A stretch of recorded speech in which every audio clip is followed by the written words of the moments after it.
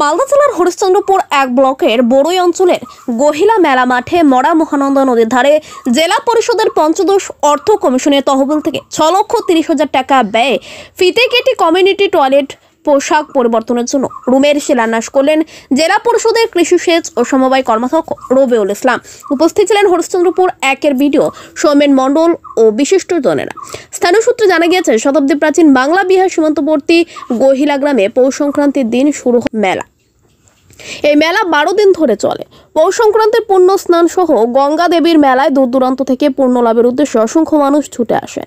মালদা ছাড়াও দুই দিনাজপুর ও পার্শ্ববর্তী বিহার ও ঝাড়খণ্ড থেকে প্রচুর মানুষ জড়ো হয় এই মেলায় পুণ্যার্থীদের জন্য পোশাক পরিবর্তনের জন্য ঘর ও কমিউনিটি টয়লেট না থাকায় চরম সমস্যা হতো। মেলা কমিটি ও স্থানীয়রা জেলা পরিষদের কৃষি সেচ ও সমবায় কর্মাধ্যক্ষ রবিউলের কাছে দাবি জানিয়ে আসছিলেন। কার মানুষের কথায় গুরুত্ব দিয়ে এদিন পোশাক পরিবর্তনের জন্য ঘর ও কমিউনিটি টয়লেটের শিলান্যাস করেন তিনি। সভাপতি খুশি এলাকার মানুষজন। ব্যুরো রিপোর্ট আমাদের চাঁচল। সঙ্গে থাকুন, দেখতে থাকুন আমাদের চাঁচল।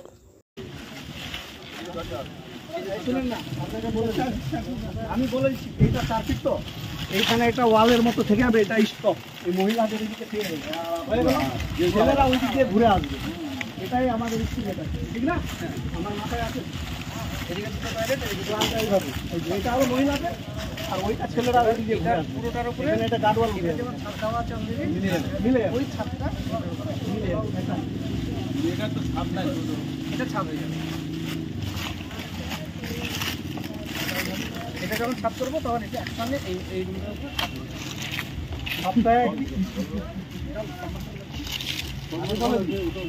সপ্তাহে একদিন করে দিয়ে দেখে। হরিশ্চন্দ্রপুর 1 নম্বর ব্লকের বড়ই জিপির গহিলা গঙ্গাতলা, এখানে পৌষ সংক্রান্তি মেলা হয়। এটা আমাদের পূর্বপুরুষ ধরে ধারাবাহিকভাবে এখানে হয়ে আসে। আমরা যখন ছোটোবেলায় এইখানে আসতাম, যেহেতু এখানে গঙ্গা ঘাট আছে, এখানে পৌষ সংক্রান্তি মেলা হয়। আমাদের মা বোনেরা এই যে স্নান করতে আসে, আমাদের ছোটোবেলা থেকে আমরা যখন হাফ প্যান্ট পরে এখানে, যেহেতু আমার এটা হোম জিপি নিজের, এইখানকার পরিবেশের সাথে এটা আমাদের রক্তের বলেন নারীর একটা যোগসূত্র আছে। তখন থেকেই দেখতাম যে মা বোনেরা যে কাপড় স্নান করার পর চেঞ্জের একটা প্রবলেম ছিল। তখন থেকে একটা মনের মধ্যে যে ভবিষ্যতে যদি কোনো রকম কোনো জায়গায় গিয়ে থাকি তাহলে এটা চিন্তাভাবনা করব। গত 1 বছর ধরেই এটার পিছনে লেগেছিলাম। মালদা জেলা পরিষদের বাইরেও বাদ দিয়েও মাননীয় ডিএম সাহেব এবং আমাদের হরিশ্চন্দ্রপুর 1 বিডিও সাহেব আমাদের সোমেনবাবু আছেন। ডিএম সাহেবকে বলার সাথে সাথেই ওনাকে দিয়ে একটা আমরা প্রপোজাল বিডিও সাহেবের মাধ্যমে আমরা জেলাতে পাঠাই, এবং স্যানিটেশন সেল এবং ডিএম সাহেবের এটা নিজস্ব উদ্যোগে টাকাটা ডিএম সাহেব দিয়েছেন, এবং আমার হরিশ্চন্দ্রপুর 1 বিডিও সাহেব ওনারও একটা উদ্যোগ। এবং এইখানকার যিনি আমাদের ইঞ্জিনিয়ার আছেন, আমরা এসেছিলাম বিগত কিছুদিন আগে, এসে এখানে এস্টিমেট করে প্রপোজাল পাঠিয়ে জেলা থেকে ফান্ডটা দেওয়া হয়, এবং এক্সিকিউটিভ এজেন্সি হিসাবে হরিশ্চন্দ্রপুর 1 বিডিও সাহেবের মাধ্যমে টাকাটা টেন্ডার প্রসেসিং করে আজকে এই স্কিমটার আমরা এর অর্থ বরাদ্দ হয়েছে 6,30,000 টাকা। এটার আমরা শুভ শিলান্যাস করলাম। আমি মাননীয় বিডিও সাহেব এবং আমাদের জেলা শাসক নিতিন সিংহানিয়াজিকে আমরা অনেক ধন্যবাদ জানাই যে আমাদের যা জেলা পরিষদের অ্যালটমেন্ট পাই তার বাইরেও আমাকে এই টাকাটা বড়ই জিপির এই এলাকার মানুষের জন্য পৌষ সংক্রান্তি এই মেলা পার্বণের জন্য এই টাকাটা আমাকে দিয়েছেন এই এলাকার মানুষ। কারণ এই এলাকার এই যে মেলাটা, এটা টোটাল উত্তর হরিশ্চন্দ্রপুর এবং চাঁচলের একটা পার্ট মিলে বড় ধরনের মেলা। এটা ঐতিহ্যপূর্ণ জায়গা, একটা ধারাবাহিকভাবে এই মেলাটা এখানে হয়ে থাকে। এখানে অনেক বয়োজ্যেষ্ঠ ব্যক্তিরা আছেন, ওনাদের একটা দীর্ঘদিনের ডিমান্ড ছিলেন।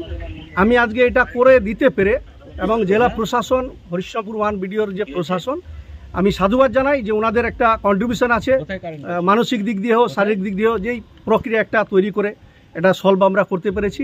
আমি খুবই ধন্যবাদ জানাই প্রশাসন, জেলা প্রশাসন এবং হরিশ্চন্দ্রপুর 1 বিডিও।